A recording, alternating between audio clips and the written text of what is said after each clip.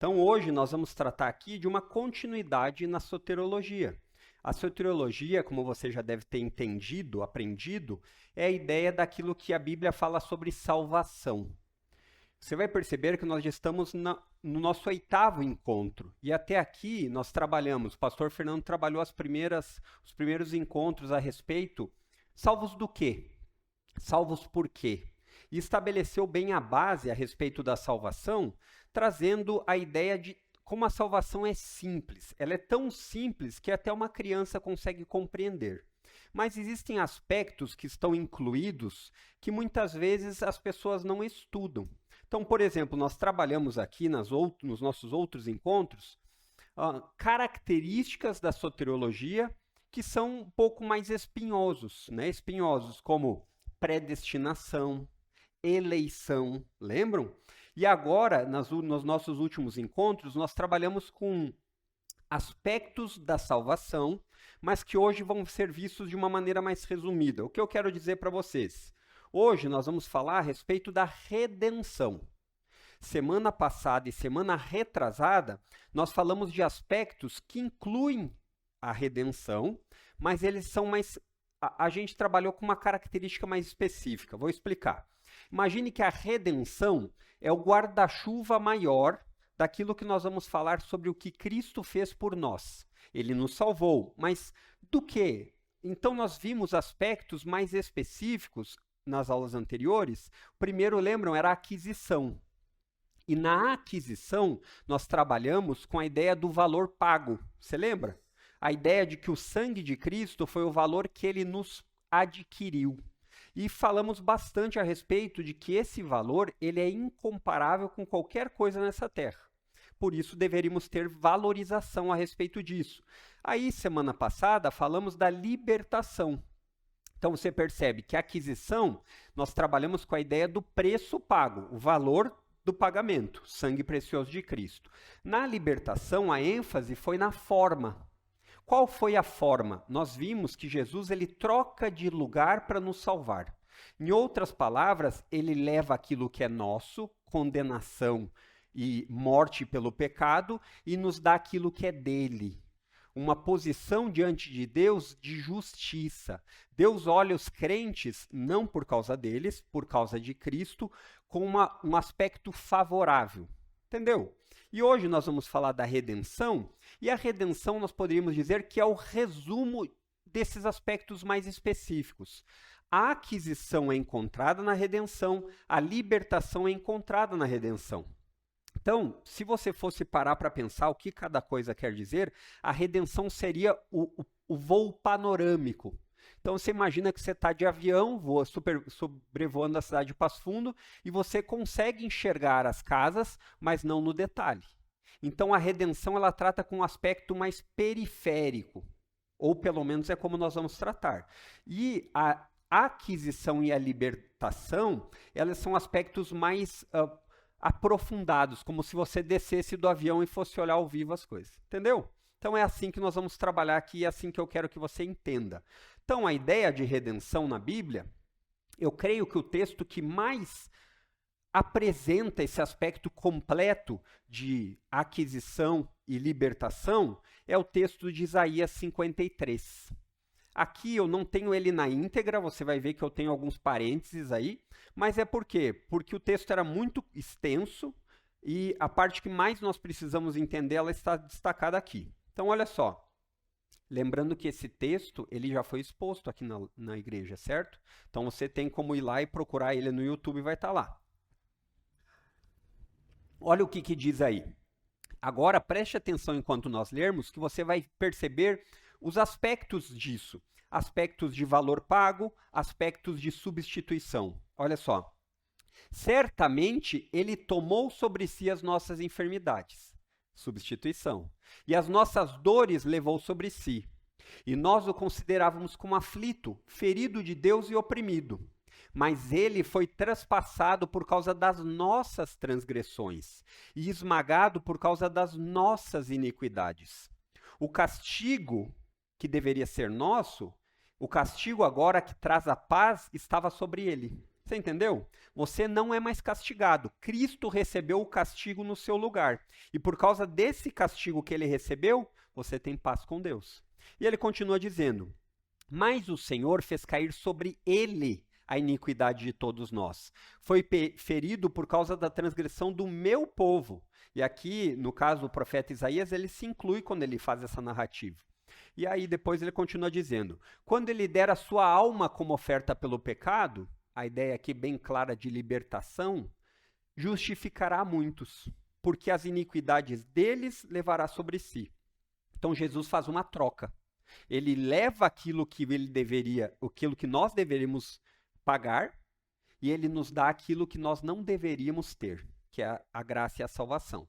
E aí ele continua dizendo: contudo, levou sobre si o pecado de muitos. Então, lembre do aspecto da redenção. O aspecto da redenção diz respeito a essa ideia completa do que Cristo fez. Essa ideia que diz respeito tanto ao preço quanto à forma. E no texto de Isaías 53 fica muito claro isso, certo? Então vamos aqui dar sequência. A definição de redenção. E aqui nós vamos abrir alguns textos para falar a respeito disso, certo? No conceito de redenção dessas duas palavrinhas gregas, está a ideia de livrar por meio de pagamento de um resgate. E novamente, eu já falei isso, mas talvez seja importante trazer de novo à tona aqui, esse conceito de redenção, ele era muito fácil de ser compreendido lá no Novo Testamento, no período em que a Bíblia foi escrita, na parte do Novo Testamento. Por quê? Porque existiam escravos. Existia a ideia de pessoas que estavam escravizadas por outras. Então, o processo de adquirir e libertar, ele dizia respeito a uma redenção. Você percebeu que nós cantamos a primeira música e tinha a ideia de redimiu? Então é importante que você comece a encaixar as peças do quebra-cabeça para você entender como faz todo sentido. E a ideia aqui, então, é: Jesus nos resgata da escravidão do pecado, ele nos redime, pagando um preço em nosso lugar e nos liberta dessa escravidão. Essa é a ideia. Então abra aí sua Bíblia em Hebreus capítulo 9. Hebreus capítulo 9, 12.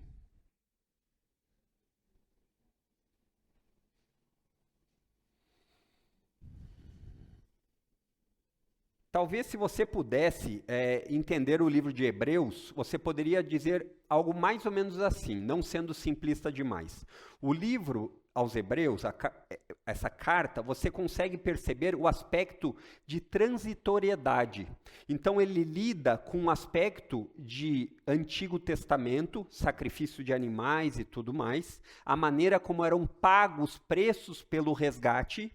E aí ele transfere para a ideia do Cordeiro de Deus que veio ao mundo resgatar pecadores. Então você vai perceber claramente existe uma sobreposição de valores ali.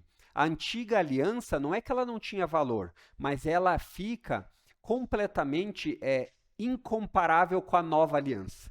Porque a nova aliança está baseada no sangue de Cristo. A antiga aliança era baseada em sangue de touros e animais que não tinham valor eterno, no sentido do sangue. Então olha aí, ele diz assim no verso 12: e não pelo sangue de bodes e de bezerros. Por que isso? Porque ele está fazendo a comparação lá com a antiga aliança. Então não é que você vai olhar isso daqui e dizer assim: o que quer dizer isso? Você tem que lembrar como era a antiga aliança. E ele diz: não é dessa forma que ele redime. Não é pelo sangue de bodes e de bezerros, mas pelo seu próprio sangue. Ele entrou no santuário uma vez por todas e obteve uma eterna redenção. Percebeu? Então olha que interessante aqui. Ele está dizendo aqui, o escritor, segundo o pastor Fernando Barnabé, ele está dizendo que Cristo, diferente do sangue dos bodes e das ovelhas, não tinha o mesmo valor. Dos bodes e dos bezerros não tinha o mesmo valor, porque ele precisava ser refeito o sacrifício. Se você for para o Antigo Testamento, você vai ver que existiam repetições constantes disso, de sacrifício de animais. Aí você percebe que agora, ao comparar com Cristo, a maneira como Cristo nos resgata é de uma vez por todas. O que isso quer dizer? Não é necessário que Cristo faça isso todo dia. Então, eu sei que existem pessoas que elas se emocionam, e daí às vezes tem igrejas que chamam, alguém gostaria de aceitar Jesus? Aí a pessoa vem toda vez à frente. Já aceitou Jesus umas 150 vezes. É porque não entendeu isso. De uma vez por todas. Uma vez que você creu de fato para sempre. E aí ele diz a ideia de que valor tem essa redenção. Olha o finalzinho do verso aí. E obteve uma eterna redenção.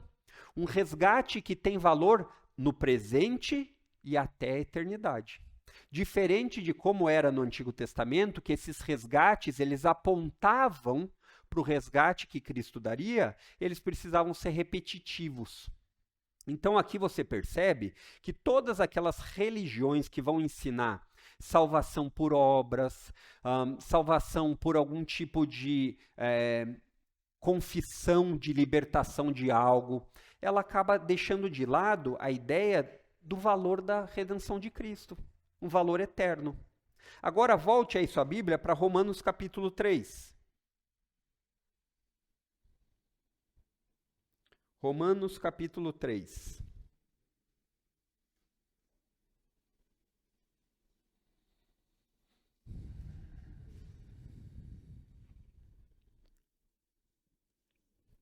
Então, relembrando Romanos.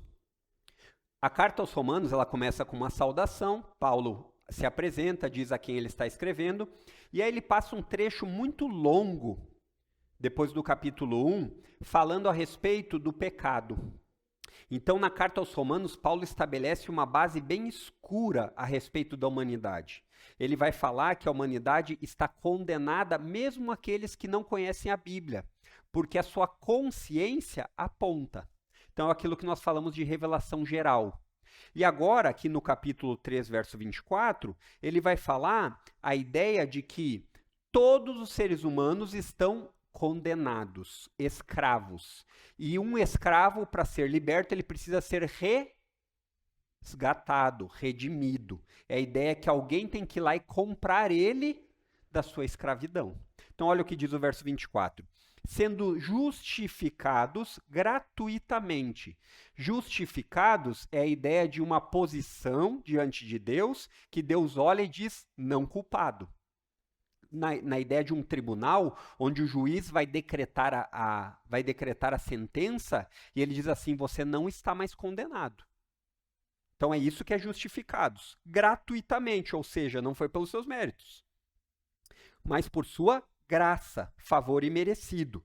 Aí agora, Paulo, ele faz questão de dizer o instrumento pelo qual a graça de Deus é efetiva.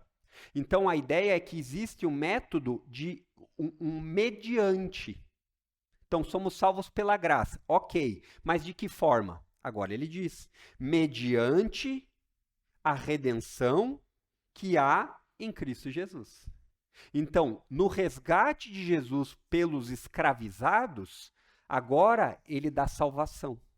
Você entendeu? Então a redenção ele tem essa ideia. Agora vá lá para Efésios, pule um pouquinho para frente aí. Capítulo 1, verso 7.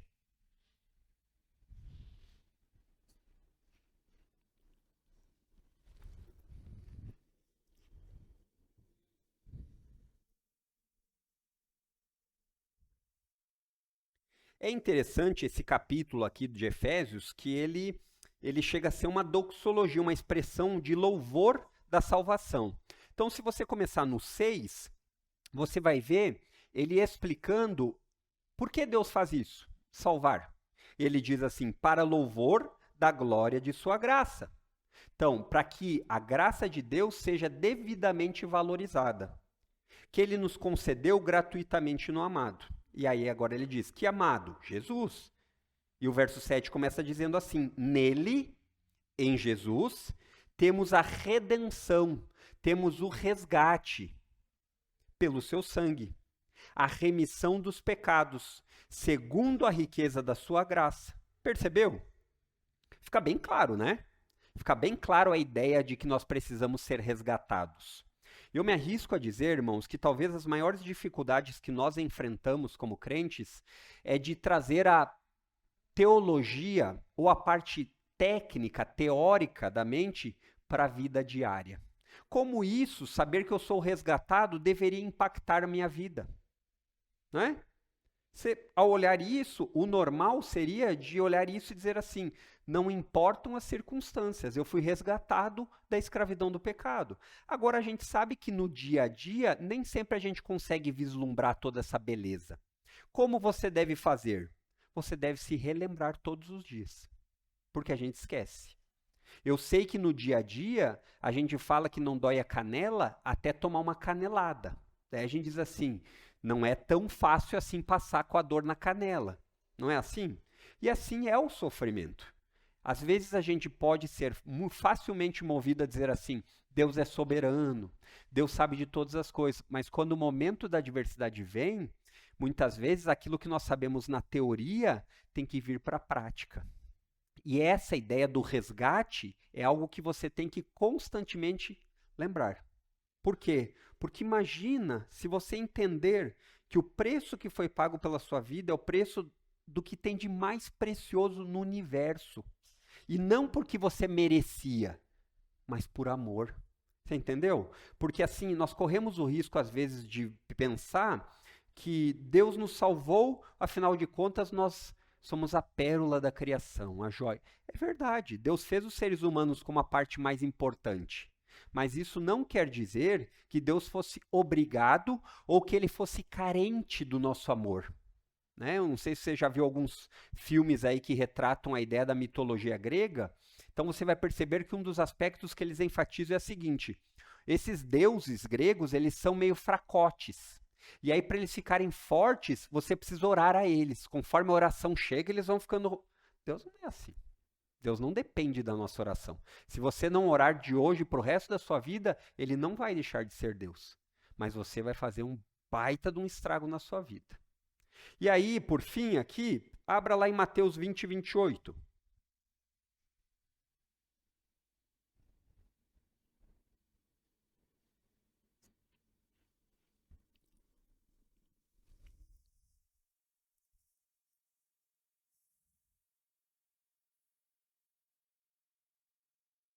Aqui vocês devem lembrar que é uma conversa de Jesus depois de que a mãe de Tiago chega lá e pede: tem como eles serem mais valorizados no teu reino, quando o reino vir. E aqui é uma resposta a respeito dessa conversa, esse panorama maior a respeito disso. E aí ele fala assim: olha, quem quer ser grande, que seja o menor. E essa é a perspectiva da vida cristã. É uma lógica invertida de mundo, né? Porque enquanto aqui, na maneira como a gente vive, ninguém gostaria de sentar, de ter que levar cafezinho para os outros. Você gostaria de sentar e dizer: me traz um cafezinho. Né? A ideia aqui do cristianismo, ela inverte. Porque ela traz a ideia de que servir os outros deve ser o nosso amor e prazer. Isso é fácil? Não. Mas como disse já Lutero muito bem, a partir do momento que você sabe o que é certo, fique fazendo até que sua mente vai acostumar e você vai começar a sentir prazer nisso. Não é assim a academia? Ninguém na primeira semana diz assim: estou amando a academia, chega moído em casa. Mas depois de um tempo você vê resultados e você diz assim: não fico mais sem. Né? Olha o que ele diz no verso 28. Tal como o filho do homem, que não veio para ser servido, mas para servir e dar a sua vida em resgate por muitos. Percebeu aí de novo a expressão resgate por muitos? E percebeu a ideia de comparação aqui que Jesus está falando para eles? Olha, os meus discípulos, eles vivem dessa forma. Eles compreendem que eles devem servir ao invés de desejar ser servidos. Mas isso é fácil. Claro que não. Um ímpio é incapaz de viver assim. Sabe por quê? Porque se o Espírito Santo não habitar na pessoa, dando a capacitação, é impossível. Se o crente luta com isso, não luta? Você não luta? Será que sou só eu? A diferença é que, como o pastor Fernando orou, Deus nos dá a capacitação para isso. Então nós temos agora a condição de fazer, mas não na nossa força, no poder do Espírito que habita em nós. Mas a ideia de redenção fica muito claro, não fica? O conceito, então, de redenção é a ideia de livrar alguém por meio do pagamento de um resgate. Talvez aqui você possa lembrar da ideia de um sequestro, né? Só que o problema é que num sequestro, a pessoa ela tem medo, ela sabe que algo ruim está acontecendo, não é? Ninguém que é sequestrado diz assim, ou só ser meio louco, né? É, ai, Tatu, que ótimo. Não, você fica louco de medo sabendo que tem algo acontecendo ali. Você pensa assim, quando é que alguém vai me resgatar? Quando é que alguém vai me tirar dessa furada? Só que olha que perigoso é. Porque o resgate verdadeiramente que as pessoas precisam, que é um resgate espiritual, ele é invisível. Então as pessoas nesse mundão, elas não dão, elas nem passa pela cabeça que ela precisa ser resgatada dos seus próprios pecados. Por isso que não faz sentido. Por isso que quando você for aconselhar alguém que não é crente, você tem que começar pela evangelização. Você não vai ter como dar conselhos para um descrente, porque ele não leva Deus em consideração. Entendeu? Então, o primeiro passinho é ele entender a posição dele diante de Deus. Assim, quando nós entendemos que nós éramos perdidos, escravizados pelo pecado, ao entender o conceito de redenção, nós somos transformados na mente que vai para o dia a dia. Certo? Até aqui legal? Então, a ideia que nós deveríamos perguntar aqui é: redimidos de quê? Né? A gente já teria a resposta, mas vamos olhar biblicamente o que a Bíblia fala. Abra aí sua Bíblia em Tito 2,12.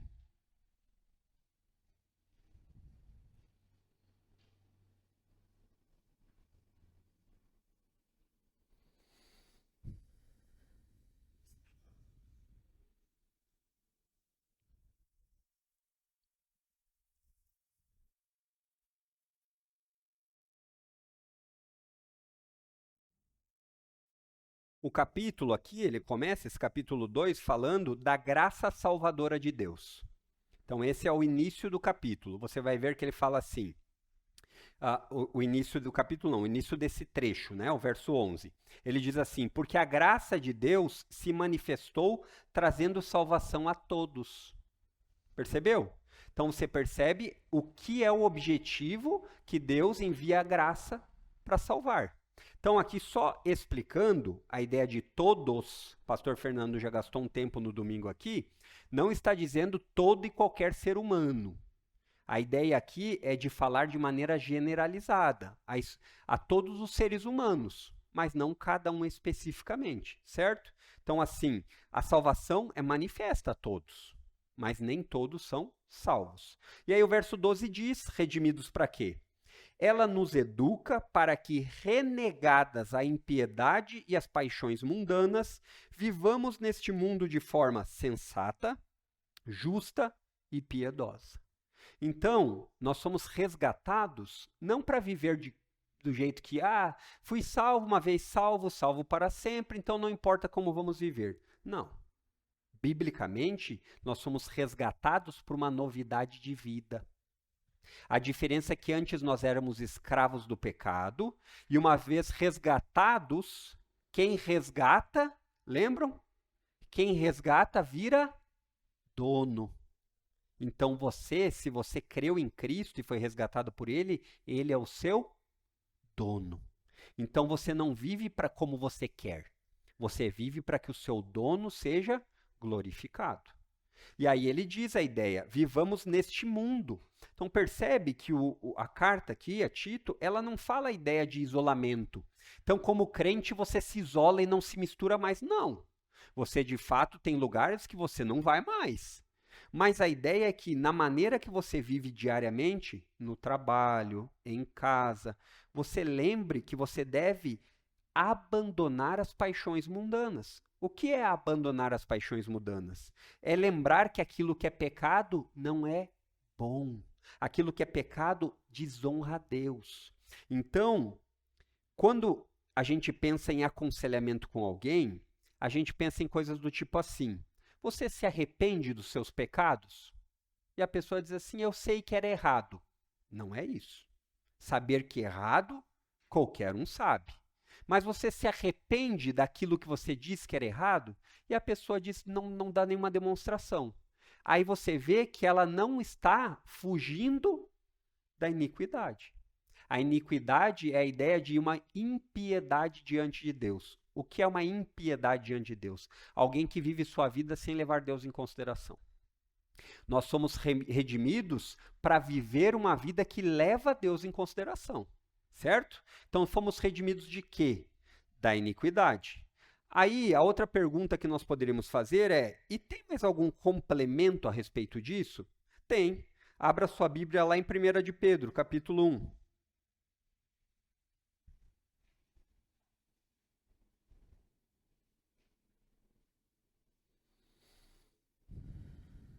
Esse texto, nós lemos ele já nas semanas anteriores, lembram? Ele fala a respeito do valor pago, do valor precioso do sangue de Cristo. Mas você percebe que ele não se restringe apenas ao valor pago, mas um valor pago com objetivo. Então, quando a Bíblia traz a ideia de que nós devemos deixar de mentir, parar de mentir, ela não fala assim, só pare de mentir. Ela diz que você deve mudar o hábito. Ao invés de mentir, você começa a falar a verdade. Ah, mas isso é a mesma coisa. Não é. Porque muitos mentirosos, eles dizem, eu não estou mais mentindo. Mas logo depois de um tempo, ele pode de novo mentir ou não? Pode. Só que se ele entendeu que essa é uma maneira vazia de viver, porque ele foi resgatado do pecado, a ideia é que agora ele começa a mudar a atitude. Olha o que ele diz no verso 18 aí. Sabendo que não foi mediante coisas perecíveis, como prata ou ouro, que vocês foram resgatados, redimidos da vida inútil que os seus pais lhes legaram. Aí você diz assim, nossa, que pesado. A ideia aqui é de uma tradição vazia. Então não é que o seu pai, se ele é descrente, ele não possa lhe ensinar coisas boas. Ele pode. Você vai ver várias pessoas que não creem em Deus tendo boas obras, boas atitudes.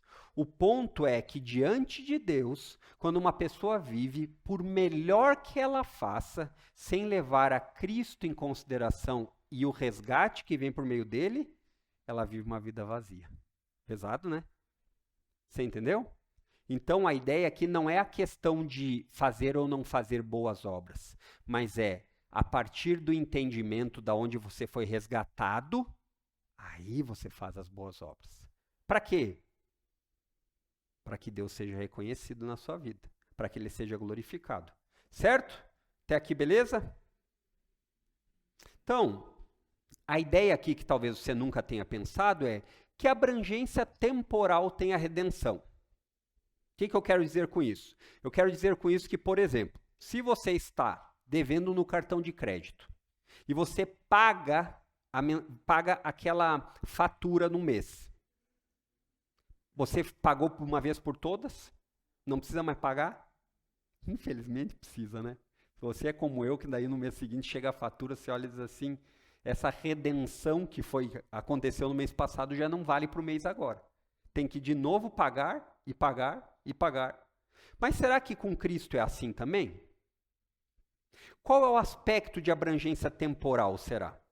Então, é importante saber, de acordo com os textos que nós olhamos, que a redenção, o resgate, ele tem um aspecto imediato.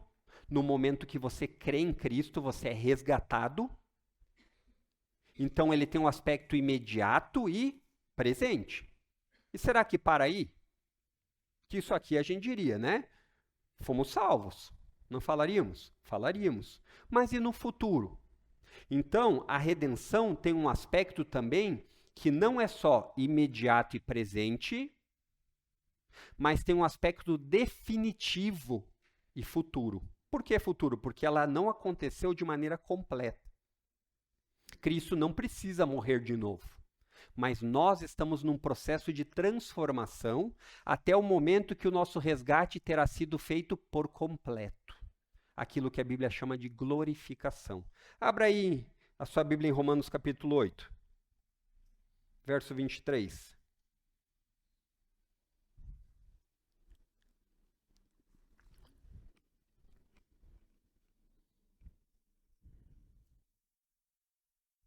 Aqui, o trecho em que o apóstolo Paulo está falando, nessa parte aqui, ele está falando a respeito da transitoriedade do sofrimento, que o sofrimento, ele na vida do crente, ele ainda acontece, mas isso não acontece só na vida do crente, mas na criação. A criação que Deus fez boa, ela está sofrendo por causa do pecado do homem. Então o verso 22 vai falar isso. Porque sabemos que toda a criação a um só tempo geme e suporta angústias até agora. A ideia aqui é que o pecado, ele traz consequências no universo. Não é só para o ser humano. Então, se você já viu ou tentou plantar grama, você deve ter visto que você precisa regar todo dia. Você precisa todo dia tirar algum matinho que cresce. Agora a pergunta é, mato e espinho você precisa cuidar? Ele nasce e fica lá com sol, com tempestade, com cachorro fazendo... Não é assim? Então a ideia aqui é que nós também temos um aspecto presente, que nós já fomos resgatados, mas existe um aspecto definitivo futuro, que ainda não aconteceu. Por isso que nós vivemos naquilo que nós falamos do já fomos salvos, já fomos redimidos, mas ainda não fomos glorificados. Aí existe um processo. Você ainda peca, você ainda chora por causa do pecado. Você ainda olha o mundo e diz assim, como pode as pessoas cometerem tantos atos maus nesse mundo? Então, o texto de 8:23 diz assim, e não somente ela, a criação, mas também nós, que temos as primícias do Espírito, ou seja, Cristo, ao ressuscitar, foi o primeiro e nós seremos depois dele. É a ideia aqui que nós já temos a garantia, porque Cristo garantiu que você vai ressuscitar. Não é porque você é forte, poderoso, que você está passando protetor solar, aprendi a passar esses dias. Não é por isso. É porque Cristo conquistou no seu lugar. E olha o que ele diz assim, que temos as primícias do Espírito. Igualmente gememos em nosso íntimo, aguardando a adoção de filhos, a redenção do nosso corpo. Então, não é que você não tenha sido redimido, mas o apóstolo Paulo fala que o processo completo ainda não foi concluído. Por isso que a redenção tem um aspecto futuro também. Volte lá para Efésios capítulo 1.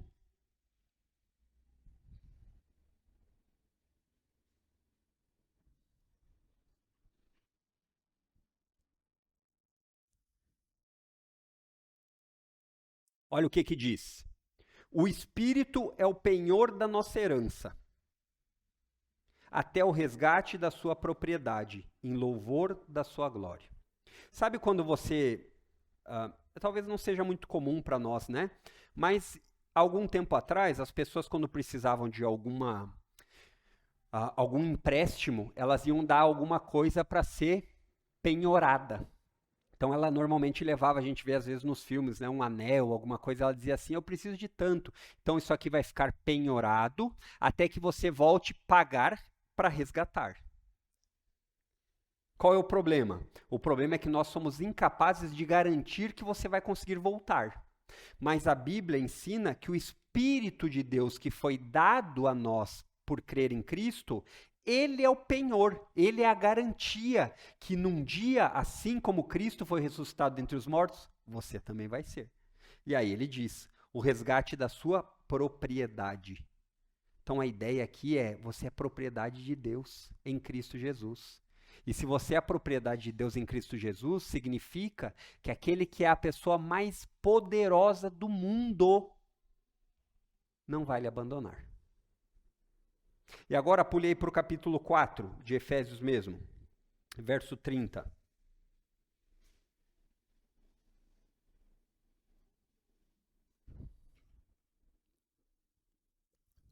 Ele diz assim, e não entristeçam o Espírito Santo de Deus, no qual vocês foram selados para o dia da redenção. A ideia de um aspecto futuro, onde você vai ser completado, completo. E qual é a ideia aqui de que o Espírito de Deus é um selo? Aqui, muitas vezes no Novo Testamento, você vai lembrar da figura do rei. O rei usava um anel, e quando o anel era colocado numa carta, ela tinha a garantia do rei que aquela carta tinha autoridade. Então, quando aqui o apóstolo Paulo fala a respeito de que o Espírito Santo é o selo, ele está querendo dizer assim, olha, o Espírito Santo é a garantia que isso vai acontecer. Certo? Então, chegamos aqui no fim, queridos, a conclusão. Então, a redenção, ela enfatiza tanto o aspecto que éramos escravos do pecado e de seu domínio, e para sermos comprados por Cristo e para Ele. Todos aqueles a quem Cristo salvou, Ele também é Senhor. Então, grave isso. E isso, infelizmente, existe muito no meio evangélico. Pessoas que querem Cristo como Salvador, mas que negam que Ele é seu Senhor. Então, isso quer dizer o quê? Não, eu creio em Cristo, mas continua uma vida vazia, que não renega a paixão mundana, que não deixa a iniquidade para trás. Então, é impossível Cristo ser Salvador, mas não ser Senhor. Aqueles a quem Cristo salva, Ele reina. Certo, queridos? Alguma pergunta a respeito disso? Deu para entender? Aqui o microfone. Então, vocês entenderam, né? A redenção é a ideia mais completa daquele aspecto da libertação e da aquisição. Certo? Então, feche seus olhos, vamos ter uma palavra de oração. Graças te damos, Pai, porque o Senhor nos redimiu por meio do teu Filho, aquele quem nós reconhecemos como nosso único e suficiente Salvador. Nos perdoa por todas as vezes que as lutas, as dificuldades desse mundo, elas obscurecem a nossa visão para essa beleza do que aconteceu pela redenção de Cristo por nós. Nos perdoa, porque de fato tantas vezes a correria do dia a dia, as preocupações, as aflições desse mundo, elas trazem uma espécie de incredulidade em nós. Nos perdoa e nos ajuda a lidar com isso, Pai. Nos ajuda a lembrarmos diariamente desses aspectos tão profundos do que Cristo fez em nosso favor. E que nosso coração seja cheio de alegria por saber que Cristo é o nosso Senhor para sempre. E que nada pode nos separar do amor, teu amor, pela união que temos no teu Filho. É no nome dele que nós oramos. Amém, queridos. Até domingo, se Deus quiser.